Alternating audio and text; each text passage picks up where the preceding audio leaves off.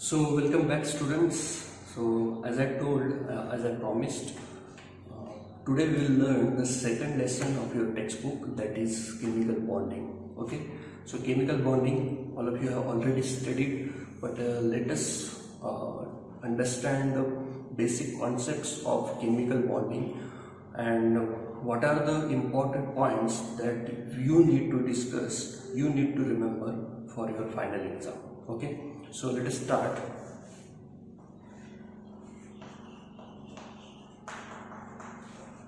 Chemical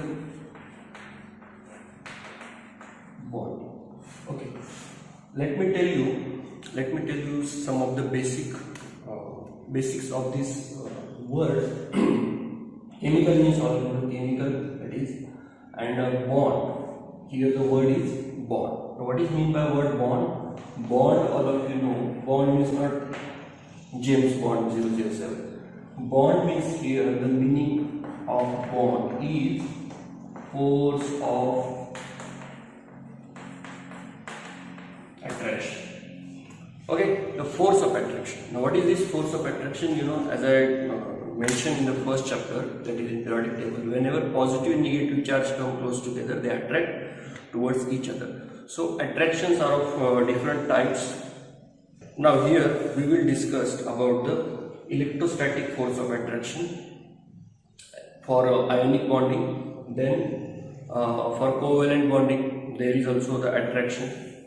So we will discuss that in when we will see the types of chemical bonds.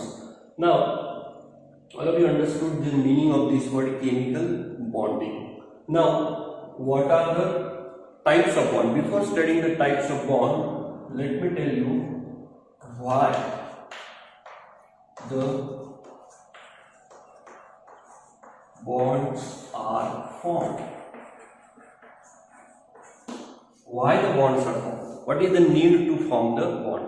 Because you know, for everything that is happening has a reason behind it. Correct? So why bond is formed? Bond क्यों बनते हैं? Okay, तो bond क्यों बनते हैं? So very simple reason, to attain the stability. Bond क्यों बनते हैं? To attain the stability. अब ये stability क्या होती है? एटम की stability क्या होती है? ओके, तो एटम सबको पता है, एटम्स में क्या होते हैं? शेल्स होते हैं. करेक्ट? अब देखो, हमने नोबेल गैस पढ़े थे पीरियोडिक टेबल में. नोबेल गैसेस क्या होते हैं कि नोबेल गैसेस, उनके वैलेंस शेल में कितने इलेक्ट्रॉन्स होते हैं? 2, 8, 18. That means here it is called as a duplet, it is called as a octet. Okay, in case of noble gases their duplet और octet is completed. Okay, therefore they are known as a stable elements. We have studied in 9th grade you have studied the octet rule. What octet rule says that if any element in its valence shell if attain the duplet or octet, then that elements become stable. This is the law, that is octet rule, octet law. Okay, now whenever a bond is formed, when the bond is formed between two atoms, okay, or two or more atoms, the octet or duplet of that atoms gets completed. That's why the bond is formed, and whenever octet or duplet is completed, that atom becomes stable. Okay, that atom becomes stable. Therefore, to attain the stability, bonds are formed. Okay, is it clear? Now I will tell you, when we learn the ionic bond, covalent bond, how the elements attain their duplet or octet, that I will tell you. Then you will understand this concept very clearly. But for now just remember, bond क्यों बनते हैं? Bond बनते हैं ताकि वो क्या हो जाए? स्टेबल हो जाए. ओके, और एक इंपॉर्टेंट एनर्जी के बारे में बताता हूं मैं. Whenever any system becomes stable, the energy energy of that system decreases, उस सिस्टम की एनर्जी जो है वो क्या होती है, डिक्रीज होती है। जब कभी भी कोई सिस्टम या यहाँ पर हम लोग एटम कंसिडर करते हैं, कोई भी एटम स्टेबल होता है तो उसकी एनर्जी जो है वो क्या होती है, डिक्रीज होती है। ओके, और जब कोई सिस्टम अनस्टेबल होती है तो उसकी एनर्जी क्या होती है, इंक्रीज होती है। अब ये जो एनर्जी है वो कैसे डिक्रीज होती है, जैसे कल मैंने बताया नेक्स्ट पीरियोडिक टेबल चैप्टर में बताया कि जब कभी भी बॉन्ड फॉर्म होता है, बॉन्ड जब फॉर्म होता है तो एनर्जी क्या होती है, उससे रिलीज होती है। करेक्ट है। तो जब कभी भी एलिमेंट्स बॉन्ड फॉर्म करते हैं, जैसे मैंने क्या बताया था, बॉन्ड जब फॉर्म होता है तो एनर्जी क्या होती है, रिलीज होती है। करेक्ट है। तो एनर्जी रिलीज होती है मतलब उस सिस्टम की, पूरे मॉलिक्यूल की एनर्जी क्या हो जाएगी, डिक्रीज हो जाएगी। ओके, एंड जब एनर्जी डिक्रीज होती है तो वो मॉलिक्यूल क्या हो जाता है, स्टेबल। मॉलिक्यूल स्टेबल हो गया मतलब क्या होगा, उसमें जो एटम्स इन्वॉल्व है वो भी क्या हो गए, स्टेबल हो गए। Got it. So this is very important concept of energy. You will learn it in the thermodynamics chapter in the 12th grade. The energy of the system when decreases, that system become stable. So जब कभी भी bond बनेगा दो या दो से ज्यादा atom के बीच में, तो पूरे मॉलिक्यूल की जो एनर्जी है वो क्या होती है, डिक्रीज हो जाती है। Okay, now we will move towards the types of bond. Types of bonds. Okay, so the first type of bond is ionic bond. It is called as a ionic bond. Now there are four types of bond. First of all, listen the names of the bond. There are four types of bond, and that four types are: first is ionic bond, second is covalent bond, third is molecular bond, that means the bond which is present in metal, that is called metallic bond. Okay, and fourth one is known as a coordinate bond. Actually coordinate bond is a type of covalent bond. Okay, so there are mainly three types in your book. Okay, ionic bond, covalent bond second, third is a coordinate bond. That three bonds you have to study. Metallic bond in your syllabus it is not there. Metallic bond तुम आगे पढ़ोगे 11th 12th में। Okay, so remember this types of bonds. So we will begin with the ionic bond. Now as I told in every topic, as I told what that the meaning of the word itself lies in that word. इस word का meaning जो है उसी word में होता है। Okay, जैसे यहाँ पर है वर्ड आयोनिक बॉन्ड। अब बॉन्ड का मीनिंग तो सबको समझ में आया है। What is mean by this word ionic? Ionic ये वर्ड किससे बना है, आयन से। और हमें पता है आयन कौन से होते हैं, positive ion and negative ion. Correct है। पॉजिटिव आयन को क्या बोलते हैं हम लोग, कैटायन, निगेटिव आयन को क्या बोलते हैं, एनायन। सो आयोनिक बॉन्ड मतलब क्या, जो बॉन्ड कैटायन मतलब पॉजिटिव चार्ज और निगेटिव चार्ज के बीच में बनता है उसको क्या बोलते हैं, ionic bond. This is very simple. This is the simple meaning of this word ionic bond. We will see the definition first. What is the definition of ionic bond? See, जब कभी भी तुम लोगों ने फिजिक्स में पढ़ा होगा, जब कभी भी पॉजिटिव और निगेटिव के बीच में अट्रैक्शन फॉर्म होता है तो उस अट्रैक्शन को क्या कहते हैं, that is called electrostatic force of attraction. Okay, so ionic bond ये क्या है, आयोनिक बॉन्ड ये क्या है, electrostatic force of attraction. Ionic bond ये क्या है, इलेक्ट्रोस्टैटिक फोर्स ऑफ अट्रैक्शन। अब ये कैसे बनता है हम लोग देखेंगे। First of all let us see the definition. Definition is that the electrostatic force of attraction between the two atoms formed when transfer of one or more electron from one atom to another atom takes place. Okay, listen again. Ionic bond is what? It is the electrostatic force of attraction formed between two atoms.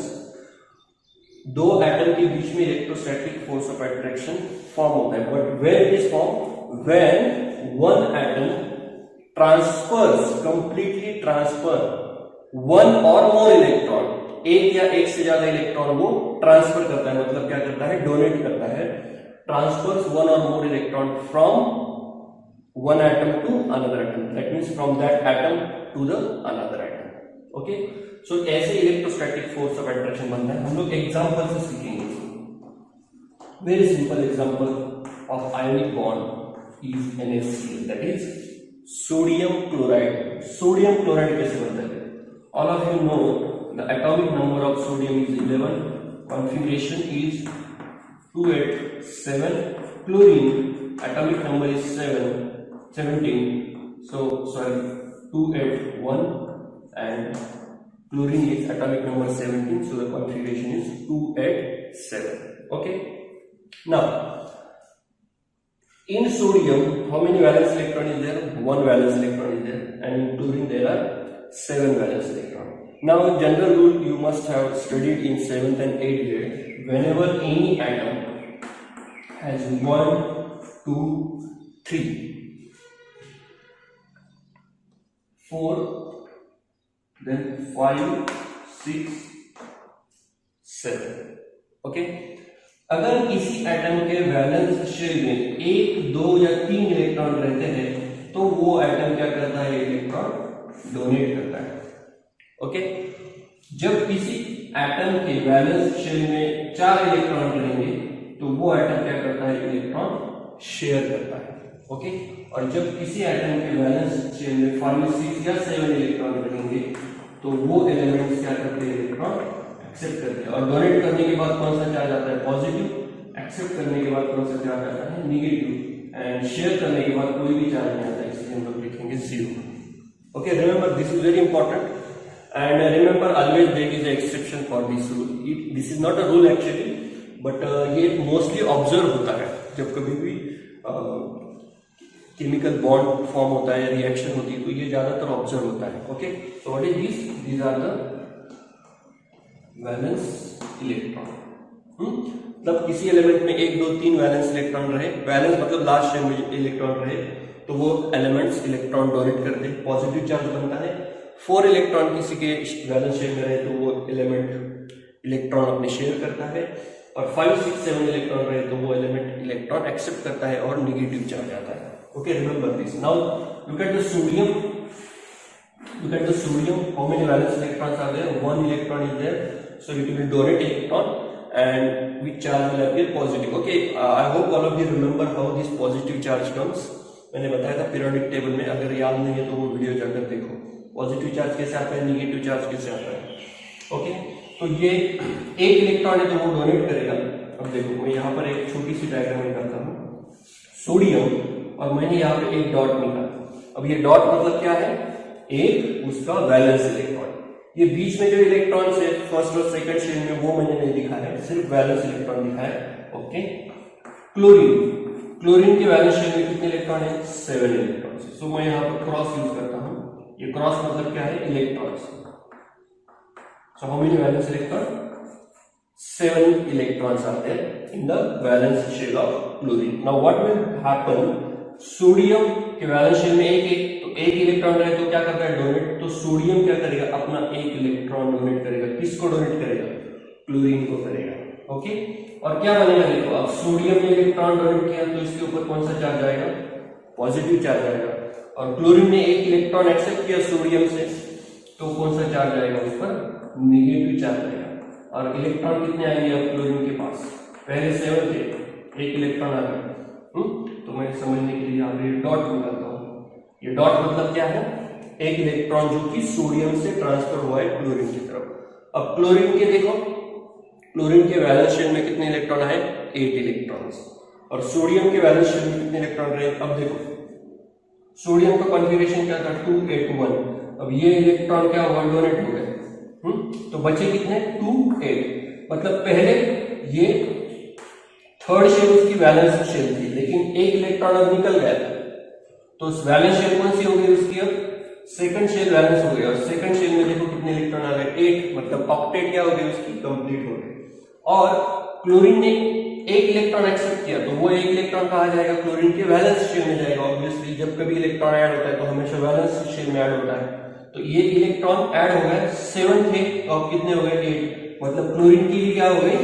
Octet complete हो गई. Okay, और देखो sodium पर positive charge आया, chlorine पर negative charge आया, positive ion बन गया, निगेटिव आयन बन गया, इनके बीच में कौन सा अट्रैक्शन होगा? Electrostatic force of attraction.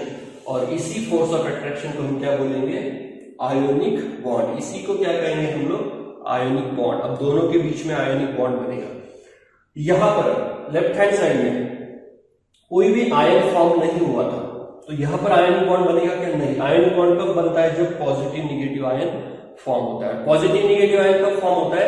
जब कोई एलिमेंट इलेक्ट्रॉन डोनेट करता है और कोई एलिमेंट इलेक्ट्रॉन एक्सेप्ट करता है, तभी आयोनिक बॉन्ड बनता है। और अब इन दोनों के बीच में आयोनिक बॉन्ड बनेगा। Okay, understood? So this is a very simple example of ionic bond, in which in this process what happens? Sodium has donated one electron. Okay, one electron. Now in some cases more than one electron are also donated.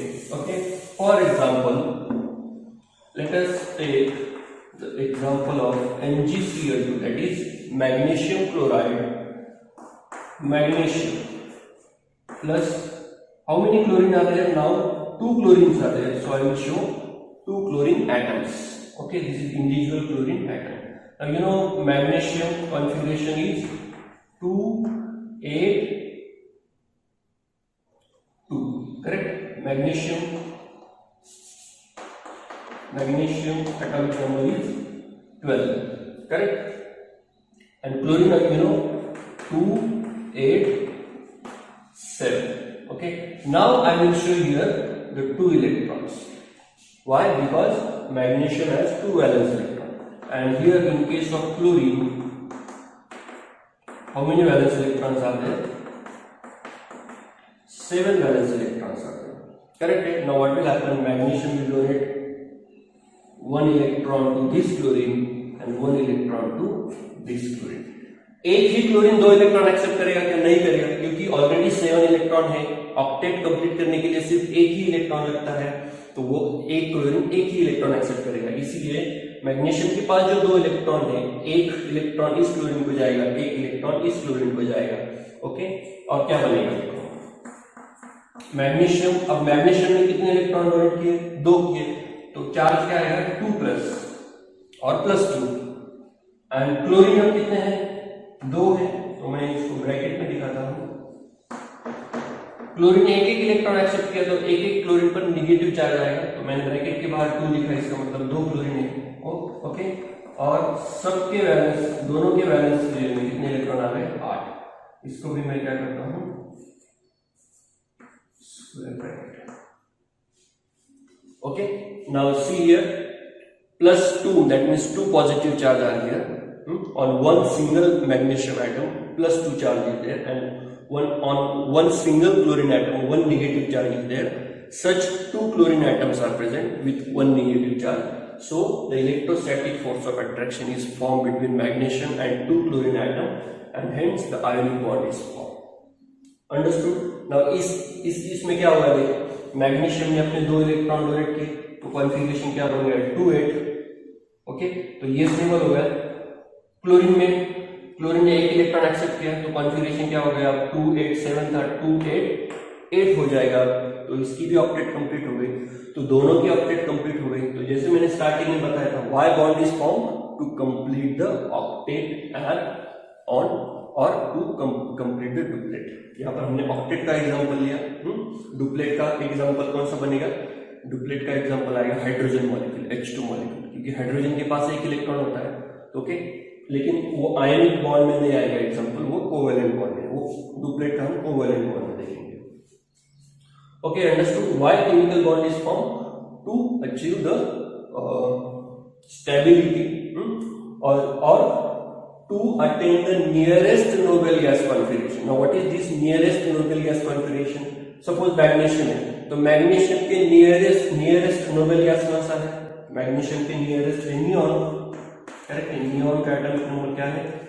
10, और configuration क्या आएगा? 2 8। Neon का configuration क्या है? 2 8 आएगा। अब देखो, magnesium का 2 8 2 था कॉन्फ़िगरेशन, लेकिन 2 इलेक्ट्रॉन डोनेट हो गए, तो कॉन्फ़िगरेशन क्या हुआ? 2 8, मतलब नियॉन का और Mg2+ का कॉन्फ़िगरेशन क्या हुआ? सेम। यहां पर तुम लोग लिख सकते हो 2 8। ओके, और क्लोरीन का क्या बनेगा कॉन्फ़िगरेशन 2 8 8। अंडरस्टूड, दोनों की ऑक्टेट कंप्लीट हो गई, दोनों स्टेबल हो गए। अब ये जो कॉन्फ़िगरेशन है 2 8 ये सेम जिसके जैसे हो नियोन के जैसा। Okay, so to attain the nearest noble gas configuration also the bond is formed। Okay, देखो नेचर का एक रूल होता है, नेचर का मैं केमिस्ट्री की नहीं बात कर रहा हूँ, पूरे नेचर का एक रूल होता है कि नेचर हमेशा कहाँ से कहाँ मूव होता है, हमेशा स्टेबिलिटी की तरफ, अनस्टेबिलिटी से स्टेबिलिटी की तरफ मूव होता है। फॉर एग्जाम्पल सब लोगों ने वाटरफॉल देखा है, वाटरफॉल। ओके, रेनी सीजन है, अभी रेनी सीजन चल रहा है, रेनी सीजन में वाटरफॉल बहुत सारे फॉर्म होते हैं माउंटेन्स पर। अब ये रेनी वाटरफॉल में क्या होता है कि पानी हमेशा ऊपर से नीचे आता है, ऊपर से नीचे आता है। क्या होता है कि ऊपर जब पानी रहता है माउंटेन पर तो वो उसके पास पोटेंशियल एनर्जी होती है, उसके पास एनर्जी होती है, तो वो एनर्जी कम करने के लिए, मैंने क्या बताया स्टेबिलिटी कब आती है, जब एनर्जी कम होती है। ओके, एनर्जी जब डिक्रीज होती है, तो माउंटेन पर जब वाटर रहता है तो उसमें हाई पोटेंशियल एनर्जी होती है, ज्यादा एनर्जी होती है, तो इसीलिए वो हमेशा ऊपर से नीचे आता है। और जब नीचे जमीन पर आता है पानी तो क्या हो जाता है, वो स्टेबल हो जाता है। ओके, वो ज्यादा जल्दी मूव नहीं होता। करेक्ट है। So nature always prefers the stability and chemistry these elements are also part of nature. ये भी नेचर के ही पार्ट है ना, तो ये क्या हो जाएंगे, ये क्या हमेशा क्या कोशिश करते हैं, स्टेबिलिटी की ओर जाना। Okay, so this is very important topic that stability, nature always move towards the stability, और ये स्टेबिलिटी की वजह से ही सारी प्रोसेसेस होती रहती है नेचर में। जैसे केमिस्ट्री में केमिकल रिएक्शंस होती है, बायोलॉजी में तुम प्लांट्स एनिमल्स की स्टडी करते हो, प्लांट्स भी क्या करते हैं, देखो प्लांट्स को अगर आप ठीक से पढ़ाई करो, ठीक से स्टडी करो ना, तो प्लांट भी हमेशा स्टेबिलिटी की ओर जाते हैं। करेक्ट है। तो stability is the main driving force for the different processes to occur in the nature. Okay, okay. So this is the second example we have seen for the ionic bond. Now let us take one more example in which that element donates 3 electrons, and you know that compound AlCl, aluminium trichloride. Okay, so aluminium atomic number is 13, so configuration is 283, and chlorine is 287. So aluminium, how many chlorines are there? 3 chlorines are there. So I will write like this. You can write anyway, chlorine आप कैसे भी लिख सकते हो, no problem. So aluminium has 3 valence electron, correct? 3 valence electron. And chlorine, all the chlorine will have 7 valence electrons, correct? So what will happen? Each aluminium donates its electron to each of the chlorine like this, correct? So इसके 3 electron donate हो गए। हमने ये chart में देखा था कि 3 electron रहे तो कोई भी एलिमेंट डोनेट करेगा इलेक्ट्रॉन, तो 3 इलेक्ट्रॉन डोनेट हो गए, कॉन्फिगरेशन क्या बनेगा, 2 8 स्टेबल होता है। सो एल्यूमिनियम 3 इलेक्ट्रॉन डोनेट किए तो क्या आएगा, +3, कॉन्फिगरेशन हो जाएगा 2 8। फ्लोरीन कितने हैं, 3 क्लोरीन है, हर एक क्लोरीन के ऑक्टेट अब कंप्लीट हो जाएगा, और इसके ऊपर चार्ज आएगा -1 दिया है मैंने, -1 ये इंडिविजुअल क्लोरीन का है, तो मैंने आगे 3 लिखा है, तो मतलब ऐसे 3 क्लोरीन है, 3 Cl- है। ओके, और इनका कॉन्फिगरेशन होगा, सबका कॉन्फिगरेशन हो जाएगा 2 8 8। ओके, अब देखो इसमें इसकी भी ऑक्टेट कंप्लीट हो गई, इसकी भी ऑक्टेट कंप्लीट हो गई। Now very one important point I forgot that, ये जो मैंने ये ड्रॉ किया है ना यहाँ पे, this is called as a dot structure, this is called as a dot structure for aluminium chloride, aluminium trichloride. ना ये जो डॉट स्ट्रक्चर है ज्यादातर एग्जाम में आयोनिक बॉन्ड पर जो क्वेश्चन आते हैं डेफिनेशन नहीं पूछते एग्जाम में क्या पूछते हैं, ये डॉट स्ट्रक्चर पूछते हैं। ओके, सो एग्जाम में आपको ऐसे ही डॉट स्ट्रक्चर निकालना है किसी भी कंपाउंड का। अब कॉन्सेप्ट आपको समझ में आया किसी भी कंपाउंड का, किसी भी आयोनिक कंपाउंड का आप डॉट स्ट्रक्चर निकाल सकते हो। कैसे निकालोगे? कंपाउंड तुम्हारे सामने आया है, उसमें पहचाना मेटल कौन सा है, डोनेट कौन करेगा, एक्सेप्ट कौन करेगा, कॉन्फिगरेशन लिखो, ओके, वैलेंस इलेक्ट्रॉन लिखो इनके आगे। इलेक्ट्रॉन कहां से कहां ट्रांसफर होगी? हमेशा metal to non metal transfer होता है, ओके। और फिर फाइनली तुम्हें प्रोडक्ट साइड में, that is right hand side में तुम्हें ऐसे निकालना है। ये होगा पूरा डॉट स्ट्रक्चर 2 मार्क्स के लिए। ये क्वेश्चन आता है 2 मार्क्स के लिए। जैसे मैंने पहले NaCl का दिखाया, फिर MgCl2 का दिखाया, सेम ऐसे ही तुम लोगों को डॉट स्ट्रक्चर निकालना है किसी भी कंपाउंड का है तो, आयोनिक कंपाउंड का। अब देखो आयोनिक बॉन्ड किसके, आयोनिक बॉन्ड जिस कंपाउंड में फॉर्म होता है उनको आयोनिक कंपाउंड कहते हैं। मैं आयोनिक कंपाउंड बार बार नाम ले रहा हूँ। आयोनिक कंपाउंड मतलब क्या होता है कि जिस कंपाउंड में आयोनिक बॉन्ड फॉर्म होता है। अब देखो इसमें आयोनिक बॉन्ड फॉर्म हुआ कि नहीं, electrostatic force of attraction form हुआ, तो ये जो है ये कंपाउंड कौन सा है? Ionic compound. मतलब जिस कंपाउंड में आयोनिक बॉन्ड रहेगा वो कंपाउंड को क्या कहेंगे हम लोग? Ionic compound. NaCl, MgCl2, MgO, this CaCl2, AlCl3, okay. बहुत सारे एग्जांपल्स हैं, मिलियंस ऑफ एग्जांपल्स आते हैं, बट इंपॉर्टेंट पॉइंट क्या है? ज्यादातर आयोनिक बॉन्ड किसके बीच में फॉर्म होता है? एक एलिमेंट होता है मेटल और दूसरा एलिमेंट होता है नॉन मेटल। हमेशा आयोनिक बॉन्ड मेटल और नॉन मेटल के बीच में ही फॉर्म होता है। अब अगेन तुम लोग पूछोगे कि सर 100% ये क्लियर है? No, again there is exception. As I told in the first chapter, chemistry is full of exception. So मैंने कहा कि ionic bond metal non metal के बीच में होता है, तो हर बार ये इसके लिए भी क्या है? एक्सेप्शन है। इसके भी एक्सेप्शन है। कभी कभी non metal metal non metal के मेटल के बीच में, नॉन मेटल के बीच में भी आयोनिक बॉन्ड फॉर्म होता है। कंप्लीट आयोनिक बॉन्ड नहीं, बट उसमें क्या होता है? आयोनिक बॉन्ड का कुछ कैरेक्टर होता है। ये 11th में आप पढ़ोगे, परसेंटेज आयोनिक कैरेक्टर क्या होता है, परसेंटेज कोवेलेंट बॉन्ड कैरेक्टर क्या होता है, कि कोई भी बॉन्ड जो होता है वो 100% आयोनिक या कोवेलेंट नहीं होता। 100% भी होते, but most of the chemical bonds में क्या होता है कि आधा 50% कैरेक्टर आयोनिक होता है, 50% कोवेलेंट बॉन्ड कैरेक्टर होता है, okay. So this is about the ionic bond. हमने देखे, डेफिनेशन देखी आयोनिक बॉन्ड की, और उसके हमने कुछ एग्जाम्पल देखे, ओके।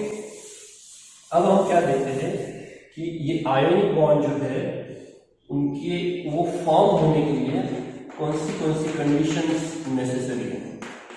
मतलब ये कंडीशन अगर फुलफिल हो गई तो ही क्या बनेगा? आयोनिक बॉन्ड बनेगा, ओके। तो फर्स्ट कंडीशन क्या है? फर्स्ट कंडीशन है इलेक्ट्रोनेगेटिविटी। अब यहां पर तुम्हें थोड़ा सा फर्स्ट चैप्टर में जो हमने पढ़ा दैट इज पीरियोडिक टेबल में, वो थोड़ा सा यहाँ पर रिवाइज करना पड़ेगा। Electronegativity, all of you remember electronegativity definition. Electronegativity means capacity to attract the electron. अब इलेक्ट्रोनेगेटिविटी का मैं हमेशा एक एग्जांपल देता रहता हूँ कि जैसे देखो, अभी मैं तुम लोगों को पढ़ा रहा हूँ केमिस्ट्री, ओके, केमिस्ट्री पढ़ा रहा हूँ मैं। अब क्या होता है कि लेक्चर जब चल रहा है, या अभी तुम लोग ऑनलाइन अटेंड कर रहे हो, या क्लास में जब तुम अटेंड करते हो, तो सब स्टूडेंट का ध्यान नहीं होता, करेक्ट है। कुछ बच्चे इधर देखते, कुछ बच्चे अलग ही सोचते हैं, सिर्फ फिजिकली प्रेजेंट होते हैं। अब ऐसा मान लो कि मैं केमिस्ट्री पढ़ा रहा हूँ, अगर मेरी जगह तुम लोगों को केमिस्ट्री पढ़ाने के लिए सलमान खान आ जाए, या शाहरुख खान आ जाए, या अक्षय कुमार आ जाए, तो क्या होगा? तो तुम्हारा पूरा अटेंशन 100% से ज्यादा अटेंशन तुम्हारा किसकी तरफ रहेगा? उसकी तरफ रहेगा ना, करेक्ट है कि नहीं? तो क्या हुआ, जब मैं पढ़ा रहा था तो मेरी जो कैपेसिटी है तुम लोगों का अटेंशन अट्रैक्ट करने की, वो कम है, ओके। और जो सलमान खान, शाहरुख खान जो है, उनकी जो कैपेसिटी है तुम्हारा अटेंशन अट्रैक्ट करने की, वो क्या है? उनकी ज्यादा है, करेक्ट है कि नहीं? सो इलेक्ट्रोनेगेटिविटी मतलब क्या होता है कि it is the capacity to attract the electron towards element. ये किसी भी एलिमेंट की एक कैपेसिटी होती है इलेक्ट्रॉन अट्रैक्ट करने की, ओके। सो इलेक्ट्रोनेगेटिविटी कभी भी सामने आया तो शाहरुख खान, सलमान खान को याद करो, okay. So electronegativity means capacity to attract the electron.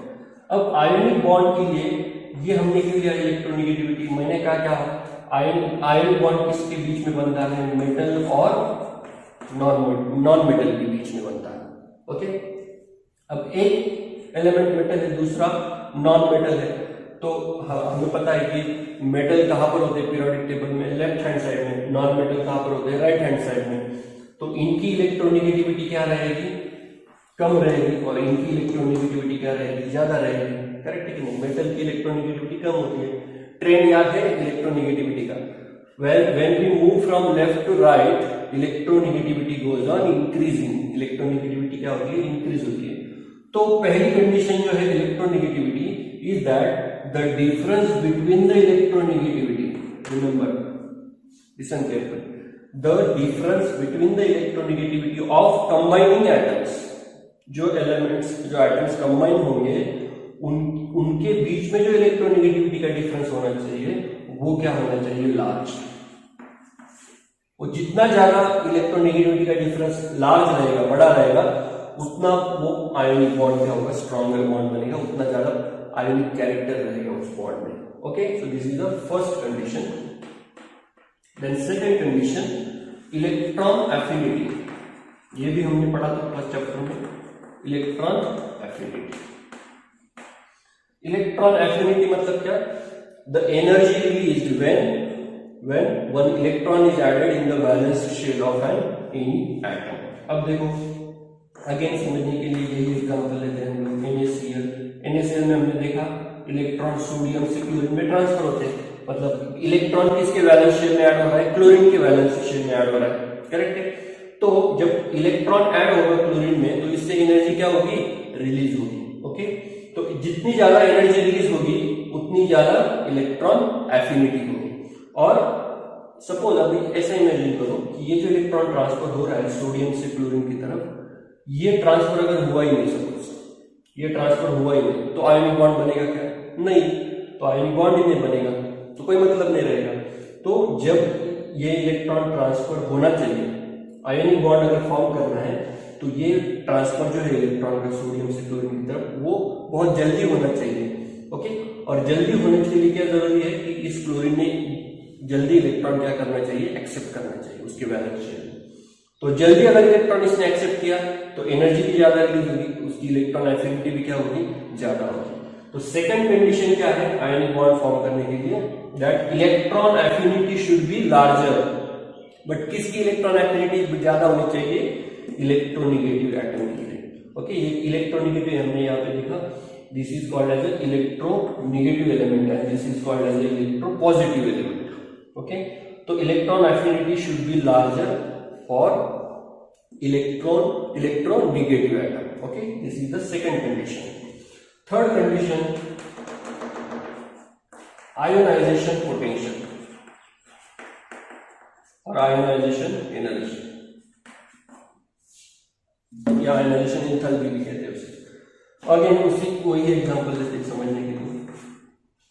अब देखो आयोनाइजेशन एनर्जी मतलब क्या, ये पहले समझ लो। Ionisation energy means the energy required to remove electron from the valence shell. किसी भी एटम के वैलेंस शेल में से ये इलेक्ट्रॉन निकालने के लिए जितनी एनर्जी लगेगी वो क्या है, आयोनाइजेशन एनर्जी। मैंने क्या बताया था, जब इलेक्ट्रॉन रिमूव करना होता है तो हमें ये फोर्स ऑफ अट्रैक्शन न्यूक्लियस और इलेक्ट्रॉन के बीच में वो ब्रेक करना पड़ता है, और कोई भी फोर्स ब्रेक करने के लिए क्या लगती है, एनर्जी लगती है। याद रखो ये रूल बहुत इंपॉर्टेंट है।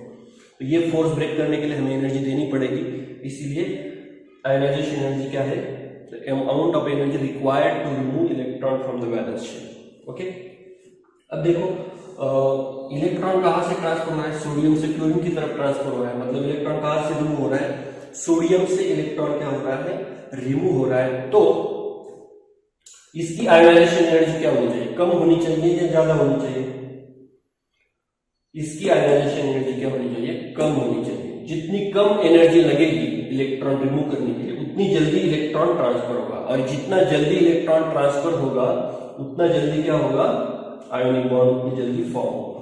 So this is the third condition, that ionization energy of the electropositive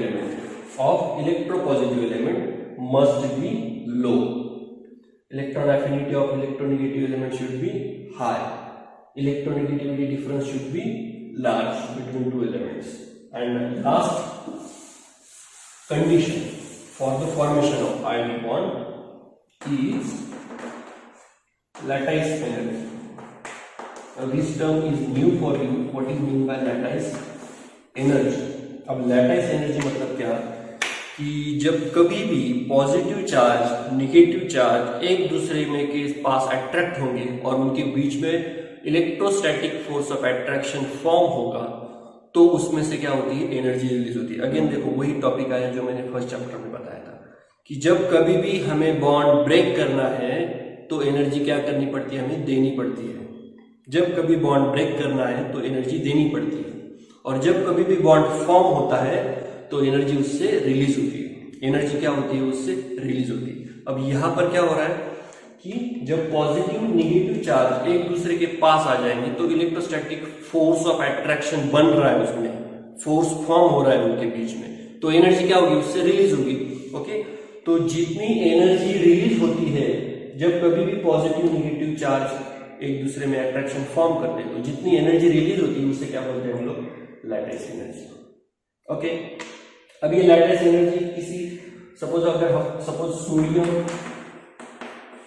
और क्लोरीन सपोज, तो ये जब अट्रैक्शन फॉर्म करेंगे इन दोनों के बीच में, उसमें से जो एनर्जी रिलीज होगी उसमें उसे हम बोलेंगे लैटिस एनर्जी। अब किसी एलिमेंट में से किसी मॉलिक्यूल में से एनर्जी कम रिलीज होती है, किसी में से ज्यादा रिलीज होती है। ओके, तो लैटिस एनर्जी जितनी ज्यादा रहेगी उतना वो क्या हो जाएगा, मॉलिक्यूल या कंपाउंड क्या हो जाएगा, स्टेबल हो जाएगा। करेक्ट है? कैसे देखो मैंने क्या बताया था रूल, स्टेबिलिटी कब बढ़ती है, स्टेबिलिटी कब बढ़ती है, जब एनर्जी डिक्रीज होती है। तो ये जब फॉर्म होंगे, ये जब फॉर्म होगा कंपाउंड तो एनर्जी रिलीज हो जाएगी। एनर्जी रिलीज, तो जितनी ज्यादा एनर्जी रिलीज हो जाएगी उतनी एनर्जी इनके बीच में कम रहेगी। करेक्ट है कि नहीं? तो इनकी एनर्जी, उतनी एनर्जी कम हो जाएगी, जितनी रिलीज हो जाएगी उतनी कम हो जाएगी। करेक्ट है? तो ये क्या हो जाएंगे, स्टेबल हो जाएंगे। Okay, so lattice energy should be high if the bond is forming is covalent bond to become it stable. Stable होने के लिए क्या जरूरी है कि लैटिस एनर्जी हाई होनी चाहिए, ज्यादा से ज्यादा एनर्जी रिलीज होनी चाहिए। ओके, अब इसके लिए फैक्टर्स है कि कौन से केस में लैटिस एनर्जी ज्यादा होती है, कौन से इसमें कम है, ये तुम लोग बाद में पढ़ोगे, अभी हम लोग इसके डिटेल में नहीं जा रहे। तो 4 फैक्टर्स है, 4 कंडीशंस है, 4 conditions for the formation of ionic bond. The first we have seen is the electronegativity difference. Second, electron affinity. Third, ionization energy, and fourth is the lattice energy. I hope this point is clear to you all. Now, last part of this ionic bond is the properties.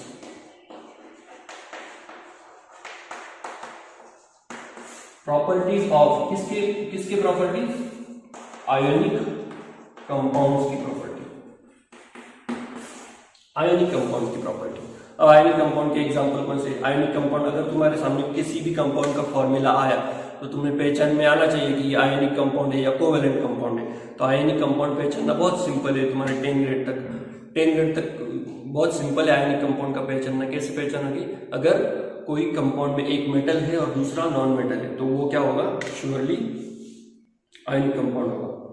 तो first property क्या है ionic compound. उससे पहले हम लोग NaCl को जरा detail में पढ़ लेते हैं।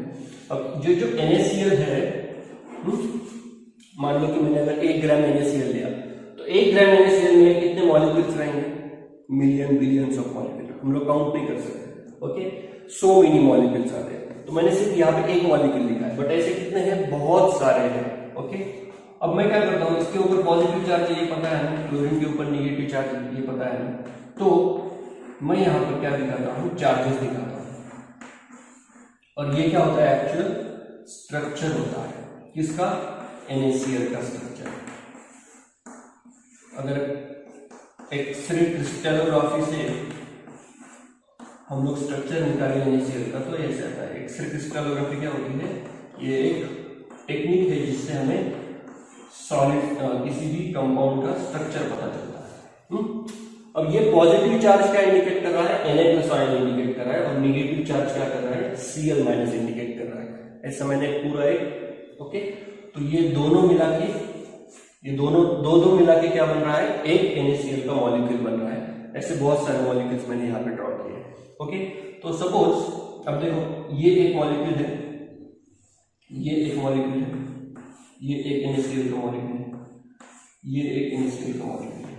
अब इन दोनों के बीच में इलेक्ट्रोस्टैटिक फोर्स ऑफ अट्रैक्शन है, ये हमें पता है, बट दो मॉलिक्यूल के बीच में क्या रहेगा, इनके बीच में भी फोर्स ऑफ अट्रैक्शन रहेगा। क्यों रहेगा? क्योंकि देखो पॉजिटिव निगेटिव, ओके, और निगेटिव के बाजू में क्या आ रहा है, अगेन पॉजिटिव आ रहा है, मतलब जैसे इन दोनों के बीच में अट्रैक्शन है वैसे ही। अब याद रखो ये एक पूरा मॉलिक्यूल है और ये दूसरा मॉलिक्यूल है उसकी जो इसके पास है एकदम, इन दोनों के बीच में दैट इज सोडियम और क्लोरीन के बीच में तो अट्रैक्शन है, और ये भी क्या है, सोडियम और क्लोरीन, इनके बीच में भी अट्रैक्शन है। लेकिन ये जो दो अलग अलग मॉलिक्यूल्स है इनके बीच में भी क्या रहेगा, अट्रैक्शन रहेगा, ओके, और इलेक्ट्रोस्टैटिक फोर्स ऑफ अट्रैक्शन रहेगा इन दोनों के बीच में भी। और ये जो फोर्स होता है इलेक्ट्रोस्टैटिक फोर्स ऑफ अट्रैक्शन, ये क्या होता है, स्ट्रांग फोर्स होता है, बहुत स्ट्रांग फोर्स होता है। इसीलिए फर्स्ट प्रॉपर्टी हमारी निकल के आती है, melting point and boiling point. The melting and boiling point of ionic compound is high.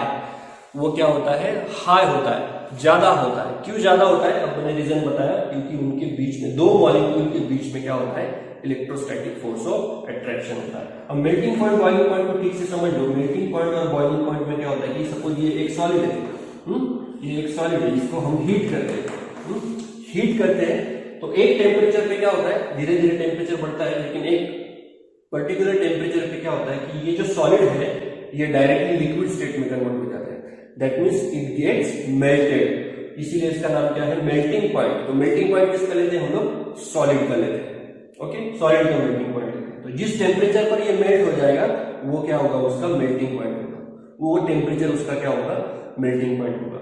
अब देखो जब किसी भी सब्सटेंस को हम लोग हीट करते हैं, मान लो ये पूरा NaCl का सॉलिड है, इसको हमने हीट किया तो क्या होगा, पहले ये जो फोर्स ऑफ अट्रैक्शन है किसके बीच में, दो मॉलिक्यूल के बीच में, ये क्या होगा, पहले ब्रेक होगा। और मैंने बताया ये क्या है, स्ट्रॉन्ग फोर्स है, तो इसको ब्रेक करने के लिए ज्यादा एनर्जी लगेगी। ज्यादा एनर्जी मतलब ज्यादा हीट देनी पड़ेगी, और जितनी ज्यादा हीट देंगे उतना ज्यादा टेम्परेचर बढ़ेगी। तो इसीलिए मेल्टिंग पॉइंट क्या होता है, हाई होता है।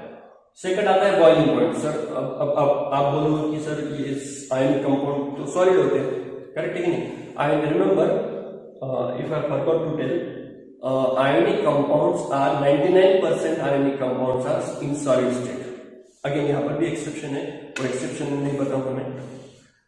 तो मेल्टिंग बॉइलिंग पॉइंट, अगर आयनिक कंपाउंड सारे सॉलिड है तो सॉलिड का तो मेल्टिंग पॉइंट आता है, फिर बॉइलिंग पॉइंट कहां से आया?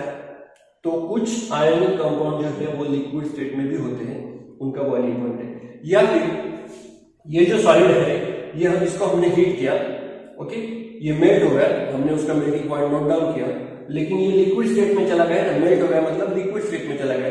अब अगर इस लिक्विड को अगेन हम हीट करेंगे तो लिक्विड से कौन से स्टेट में चला जाएगा, वो वेपर स्टेट में चला जाएगा, करेक्ट है? तो लिक्विड से वेपर स्टेट में जब चला जाता है तो हम क्या लेते हैं, बॉइलिंग पॉइंट लेते हैं, ओके। तो उसकी भी प्रोसीजर सेम है बॉइलिंग पॉइंट लेने की जैसे मेल्टिंग पॉइंट की है, सिर्फ मेल्टिंग पॉइंट में सॉलिड टू लिक्विड होता है और बॉइलिंग पॉइंट में liquid to vapour, liquid to gas state होता है, ओके। इसीलिए मैंने यहाँ पे बॉइलिंग पॉइंट दिया है, that melting and boiling point of ionic compound is always high. Second property, state में लिखता है अभी, state of the ionic compound. State मतलब क्या, कौन सी स्टेट में रहते हैं, सॉलिड, लिक्विड और gas. So mostly 99% ionic compound are present in the solid state.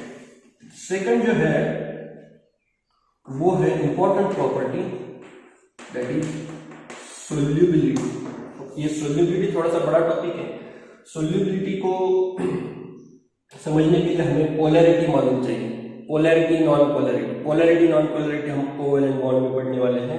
फिलहाल के लिए इतना याद रखो कि जो आयनिक कंपाउंड है, all ionic compounds are soluble in water, soluble in water और any other polar solvent. Polar non polar क्या है, हम आयनिक कंपाउंड में पढ़ेंगे, सॉरी कोवेलेंट बॉन्ड में पढ़ेंगे। But for now, remember, all the ionic compounds are highly soluble in the water. But again, there are exceptions. कुछ ionic compound है जो water में soluble नहीं होते. So remember, solubility of ionic compound in water, they are highly soluble in the water. Third, important, electrical conductivity. Now electrical conductivity, अब तक आप लोगों ने क्या पढ़ा है फिजिक्स में कि electric current passes through the conductor, और कंडक्टर मोस्टली क्या तुमने पढ़ा है फिजिक्स में, वायर, और वायर वो कॉपर की हो सकती है, एल्यूमिनियम की हो सकती है, उसके थ्रू करंट पास होता है, करेक्ट है कि नहीं। हमारे घर में जो भी इलेक्ट्रिकल वायरिंग होती है उसमें कॉपर की वायर यूज करते हैं, so that is a conductor, वो क्या होता है, इलेक्ट्रिकल कंडक्टर होता है। नाउ यहाँ पर इलेक्ट्रिकल कंडक्टिविटी हम जो पढ़ने वाले हैं वो सॉल्यूशन स्टेट में पढ़ने वाले हैं, मतलब इलेक्ट्रिकल कंडक्टिविटी किस में मेजर करेंगे हम, सॉल्यूशन में मेजर करेंगे। सॉल्यूशन मतलब लिक्विड स्टेट में। अब लिक्विड स्टेट में कैसे मेजर करेंगे, देखो कैसे लिखेंगे electrical conductivity in solution state, कि मान लो हमारे पास कोई भी कंपाउंड है, फॉर एग्जांपल NaCl है, तो ये NaCl हम क्या करेंगे, किसी भी सॉल्वेंट में डिजोल्व करेंगे, फॉर एग्जांपल हमने वाटर में डिजोल्व किया, वाटर में NaCl you know highly soluble, solubility में मैंने बताया ionic compounds are highly soluble in the water, soluble है आयनिक कंपाउंड वाटर में, क्या है, सोल्यूबल है, तो NaCl वाटर में सोल्यूबल हो जाएगा और उसका क्या बनेगा, सॉल्यूशन बनेगा।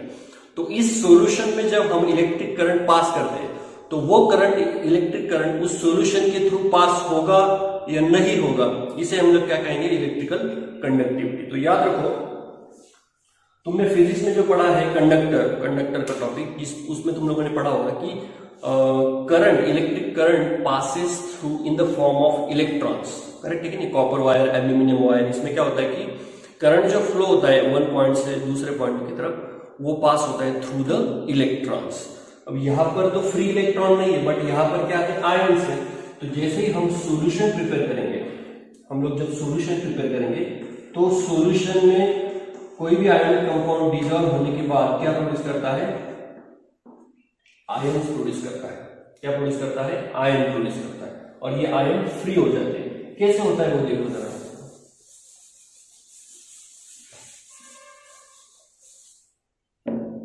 वो पोलैरिटी का टॉपिक अभी देखा नहीं, ये वाटर है सपोज, तो इसके ऊपर क्या होता है, नेगेटिव चार्ज होता है, पॉजिटिव चार्ज होता है, पार्शियल नेगेटिव पार्शियल पॉजिटिव। कैसे पार्शियल नेगेटिव पार्शियल पॉजिटिव, मतलब क्या कि देखो ऑक्सीजन है, ऑक्सीजन पीरियोडिक टेबल के राइट हैंड साइड में, तो इसकी इलेक्ट्रोनेगेटिविटी क्या है, हाई है, ज्यादा है, किससे, हाइड्रोजन से।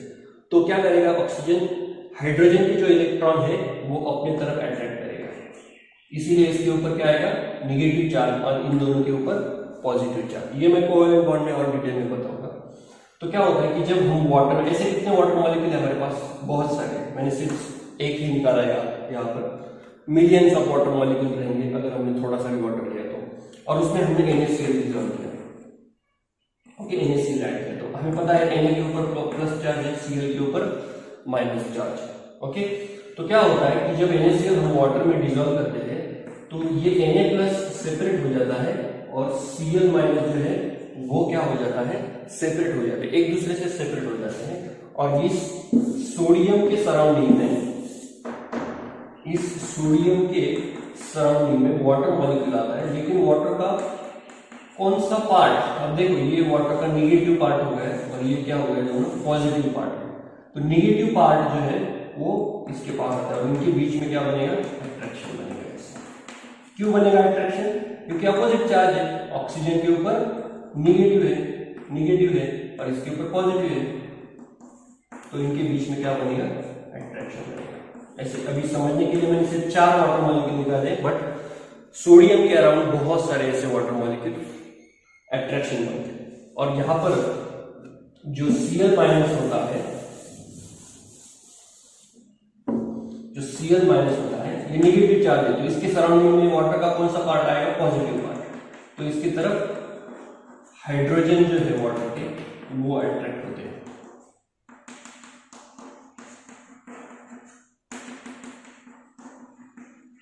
करेक्ट, सो क्या हुआ, Na प्लस Cl माइनस एक दूसरे से सेपरेट हो गए, Na प्लस के सराउंडिंग में वाटर आया, Cl के सराउंडिंग में भी वाटर आया, बट Na के सराउंडिंग में ऑक्सीजन के साथ फोर्स ऑफ अट्रैक्शन फॉर्म हुआ, Cl के साथ हाइड्रोजन का फोर्स ऑफ अट्रैक्शन फॉर्म हुआ।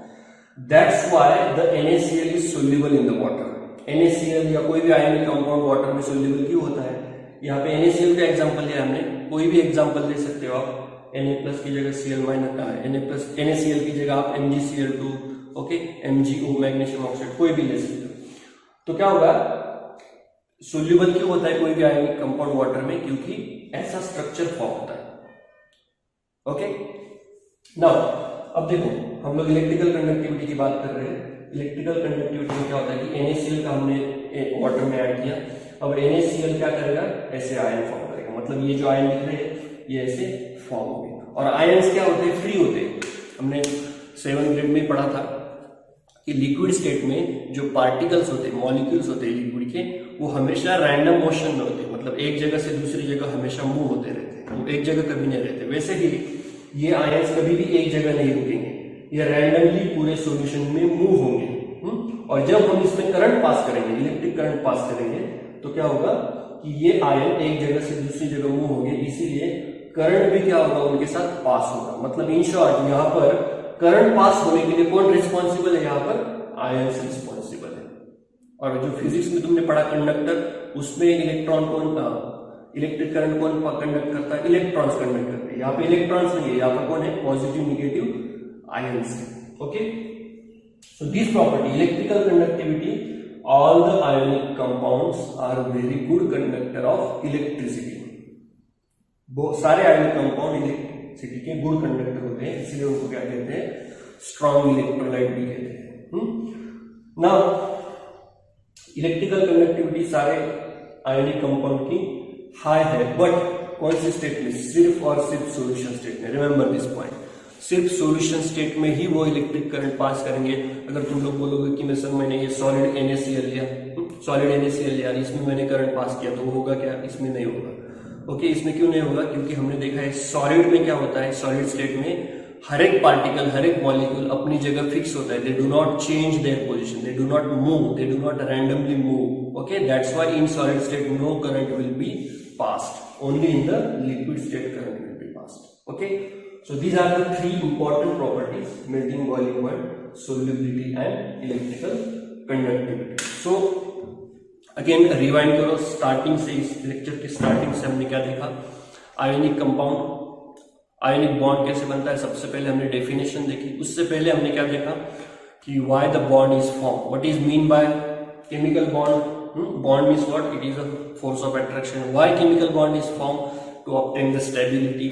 उसके बाद हमने आयनिक बॉन्ड स्टार्ट किया, डेफिनेशन पहले देखी, डेफिनेशन के बाद एग्जांपल्स, आयनिक बॉन्ड कैसे फॉर्म होता है, डॉट स्ट्रक्चर बताया मैंने।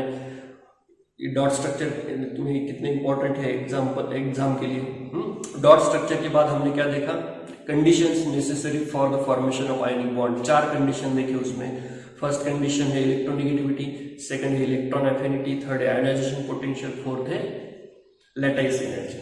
ओके, इसके बाद हमने क्या देखे, ये properties of ionic compound. Okay, these are the 3 properties: melting point, solubility and electrical conductivity। I hope now this topic is clear to you all. Okay, thank you।